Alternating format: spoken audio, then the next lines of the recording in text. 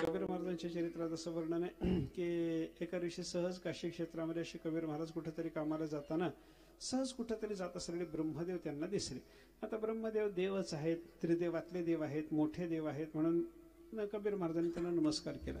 ब्रह्मदेवाला नमस्कार केल्याबरोबर ब्रह्मदेवाला अहंकार जागा झाला. मी देव आहे, मोठा आहे, अधिकारी आहे असं वाटून ब्रह्मदेवाने कबीर महाराजाला म्हणायला सुरुवात केली, तुम्हाला काही मागायचं असलं तर मागा, तुम्ही नमस्कार केला, मला वाटेल ते तुम्हाला द्यायची तयारी आहे, काय मागता मागा.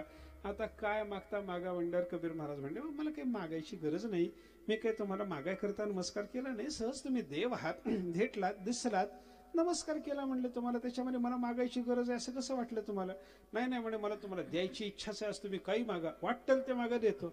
आता ब्रह्मदेव म्हणायला लागले, वाटेल ते मागा देतो म्हणल्यावर कबीर महाराजांनी विचार केला, म्हणले हे अहंकारानं बोलायला लागलेत, यांची जिरवायची आपल्याला ठाऊक आहे.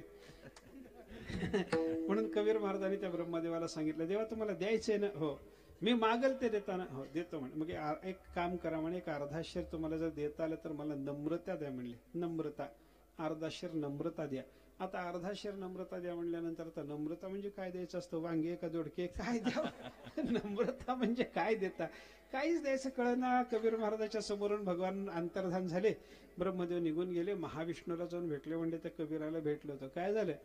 कबीराने मला ते नमस्कार केला. मग मी नमस्कार केल्यानंतर त्याला म्हणलो, तुला मागायचं ते मागून घे. थोडा अहंकार आला म्हणले देवा माझ्या मनामध्ये, आणि त्या कबीराने मला सांगितलं अर्धाशीर नम्रता तुम्हाला देता आली तर द्या म्हणून. काय करू देवा?